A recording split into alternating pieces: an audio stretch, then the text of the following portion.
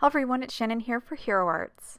In today's video, we are going to create these really fun mixed media cards featuring the Classic and Premium April My Monthly Hero kits. We're going to start with a circle of watercolor paper. This was die cut with one of the circle dies from the Nesting Circles Infinities die set. Then we're going to grab the Doodles Stencil. This is part of the Premium kit, and some Hero Paste. I'm going to apply some Hero Paste over the stencil using a palette knife just to create some textured designs on this circle, which will be really cool when we do some ink smushing later.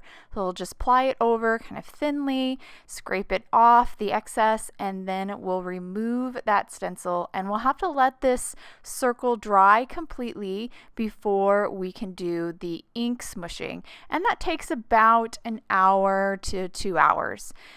Now that my circle is completely dry, we're ready to do the ink smushing. I have 4 reactive inks picked out, and I'm going to start with Lemon Drop and just press the ink pad directly onto a piece of acetate to kind of release some of that ink. Then grab my spray bottle and spritz it with some water, and then I'll just press that acetate with that watered down or activated ink onto the circle. And even you'll see me here use the corner of my acetate to kind of move that watered down ink around and spread it to get it to just kind of fine tune the look. After I've got that lemon drop the way I want it, I'll then heat set that or dry it, and then we'll move on to the next color. You want to make sure you dry in between your colors, that way you prevent kind of color mixing. We are going to, by drying in between, we're going to get more color layering than mixing, and I prefer the layering look. It just has more depth. So just repeated that process with the Taffy ink, pressed it onto the acetate, spritzed the ink with some water, and then applied it to the circle. And here you can really see me using that corner of the acetate to kind of move the watered down ink around a little bit better and just kind of refine the look a little bit. Then we're going to move on to our next shade, which is Blue Raspberry. I love this color. It's a little bit between green and blue, and it mixes really nicely with the Taffy and the Lemon Drop. And here I am adding it. I'm using a little bit less of the Blue Raspberry than I did the Taffy and the Lemon Drop, just because it's a really bright or really deep and intense color. Now that I've finished with that Blue Raspberry, I'll then dry it off camera again, and then we'll finish up with our last color, which is Purple Galaxy. Got to get a little purple in here. This is a really deep purple, so I am going to use a very little of this just because I don't want to lose too much of all my other colors. Just apply a little bit here and there to add a little bit more depth, a little bit more interest to our ink smushed circle.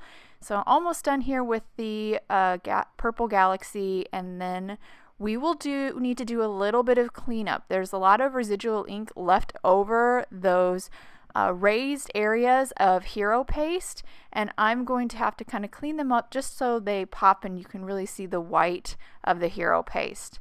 So now that I'm done with the Purple Galaxy, I'm going to actually heat set that or dry that, and now we're ready to clean it. I'm going to use a damp chamois to kind of clean my dried Hero Paste areas. Just kind of go over the surface and pick up that residual ink. You can see it really pops after we've cleaned it. The white really shows up a lot better, and we just have a lot more contrast and a lot more interest now to our circle because we have those fun textured patterns.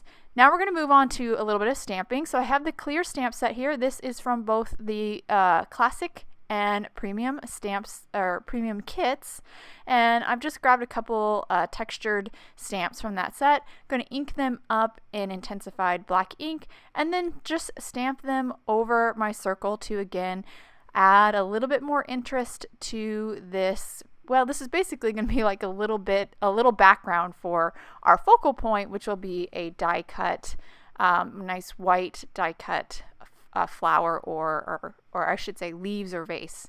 So here, moving on to that focal point, I have the flowers and vase fancy dies. They are part of the Premium kit. I just die cut these 2 leaves and vase out of some Dove White cardstock, and now I'm just going to adhere them together. Going to add a little bit of the precision glue to the bottom of the stems Decided I needed to trim off one of the leaves so it fits a little bit better. So I did that. Now I'm ready to stick them together. We will also pop this up with some foam adhesive just so we have a little bit of dimension on this card front as well. But that completes our vase and leaves. Now moving on to a sentiment. So I have that clear stamp set again. I'm going to pull off one of the sentiments from the set. I'm going to stamp it onto some pitch black cardstock. First I applied some anti-static powder though because I'm going to heat emboss.